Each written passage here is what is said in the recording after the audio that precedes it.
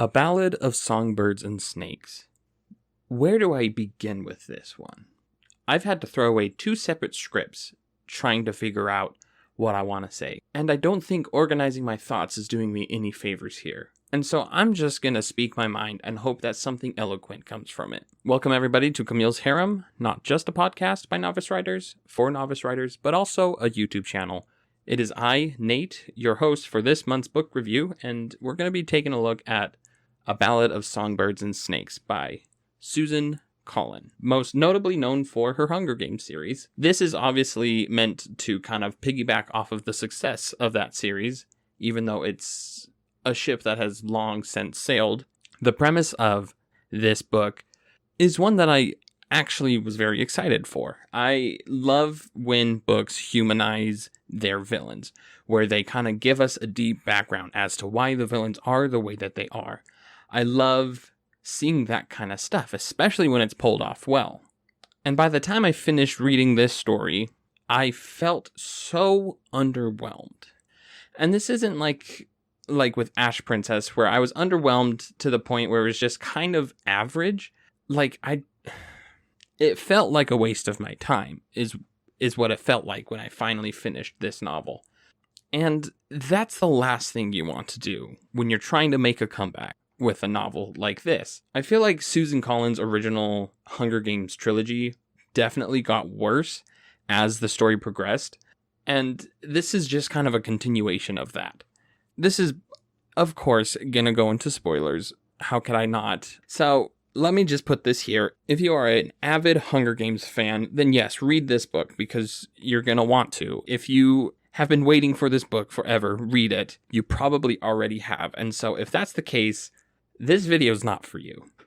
But this is for people who may have enjoyed the series well enough, but not really gobbled it up, so to speak. Part of the problem when it comes to my feelings about this book is that I can't necessarily point to any one thing that just ruined the experience for me. I don't know, after reading it only once, it's kind of hard to say what exactly it was that really put me off with this book. The only reason I read this book to begin with, and the only reason I finished it, is because as a bookseller, I felt like I needed my own opinion on this book instead of just saying that it existed. You know, when it's a big book like this, like a major title, I want to make sure that I actually can say, yes, it's good. Yes, this is the kind of readers that are going to enjoy it. And outside of the avid fans, I really don't think anybody will get that much out of it because there's just not a lot for the average reader here in this book. The relationship between wow, how do you even say his name? Coriolanus? Is that what it is? Coriolanus and Lucy Gray. So their relationship was so uninteresting. I don't know. There was just no chemistry between the two. And what little chemistry they had felt so shoehorned in. It did not feel like a natural chemistry. It didn't feel like their relationship really blossomed and progressed. It just felt like it kind of happened. And then it progressed just by happening. I felt no attachment to them. I felt no attachment to Lucy Gray. I felt no attachment to Coriolanus. And not necessarily that the book has to get you attached to the protagonist, especially if that protagonist is supposed to be the villain of the main series. But if you're trying to make this villain a fallen hero of sorts, and that's definitely the vibe that I felt like Susan Collins was going for. And it did not. It did not pay off. It did not work very well here because Coriolanus just has redeeming traits. And in that sense, he could have been a very interesting character, but his characterization was so inconsistent. And by the end of the book, I had completely given up on trying to understand who Coriolanus is because half the time he'd be like, oh, I'm this great guy. The other half of the time he's like, oh, I'm this terrible guy. And he's right both times. And it's like, is he good or is he bad? Is he somewhere in the middle? No, he's everything. And it just... I'm all for moral ambiguity, but this was just bipolar, and also it was whiplash is what it felt like. It's like Susan Collins didn't know how to write Coriolanus as a good person turning bad, and so she just wrote both, whatever that means. As for the actual book itself, like, I didn't think the writing was necessary. Like, the actual prose and the actual words used in the book was not bad by any stretch of the mind. I actually think it was a very well-written book from, like, the technical standpoint of it, but from the storytelling standpoint, it left so much to be desired. I also feel like this is specifically a problem with the audiobook, which I listened to while I was working at work. Well, I mean, yeah, that's obviously what you do at work. But I'm going to borrow a page from one of the Audible reviews in which somebody said that the narrator for Songbirds and Snakes was a great reader, but not a good narrator. And I absolutely agree. Like, he did, well, now that I think back on it, the amount of retakes that he had to do, and you could hear it because the sound quality would just change ever so slightly, and you're like, oh, that was a retake. Oh, that was a retake. And it's like, so many retakes, it started to get kind of disorienting. It got so disorienting to the point where it's like I wasn't even listening to the story anymore because I was just noticing the amount of retakes that this narrator had to do. He also was not very good at doing character voices. He wasn't very good at like improvising character interactions. Everything just felt like it's like he was reading some sort of medical textbook or some sort of like historical monologue. Like, that's what it sounded like. It was so lacking of emotion within his performance. But his voice was very pleasant. It was very calming, but it wasn't engaging. I don't know. Honestly, skip it. It's not worth reading this book unless, like I said, you're an avid fan. Then it's worth knowing the backstory, but it definitely, even at that point, it still felt tacked on. And this isn't so much to attack like Susan Collins or any stretch or imagination, but there was just nothing for me to get invested in at all with this book. And that's a shame because it could have been so great. I'd love to have seen Coriolanus as this fallen hero, but so much of the book it's spent with him just being a good guy, and then all of a sudden at the end he stops being a good guy, and it never really makes sense. And then the ending was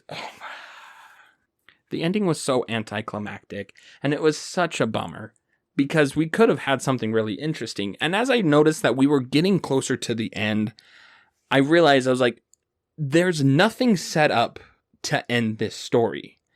And that's exactly how it ended. With no setup, it just kind of happened. This is when I'm going to get into pretty deep spoilers, so fair warning. Let me break down some of the story beats for you in this book. Coriolanus is a high schooler in the district. His family is rather destitute. Destitute? Is that the right word? Whatever. Destitute it is. And so the Hunger Games are coming around this year, and it's not long after the war had ended, so it's still kind of fresh in people's mind. And so Coriolanus is a mentor to one of the tributes, and it's a tribute from District 12. And this tribute, Lucy Gray, is an incredibly charismatic character. And the Capitol gobbles her up. They love her.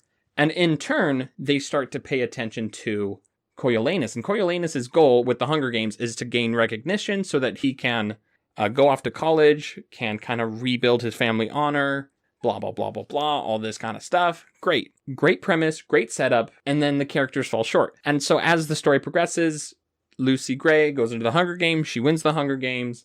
Coriolanus helps Lucy Gray win the Hunger Games by cheating, and so because he cheated, Coriolanus then is banished to being a peacekeeper for District 12.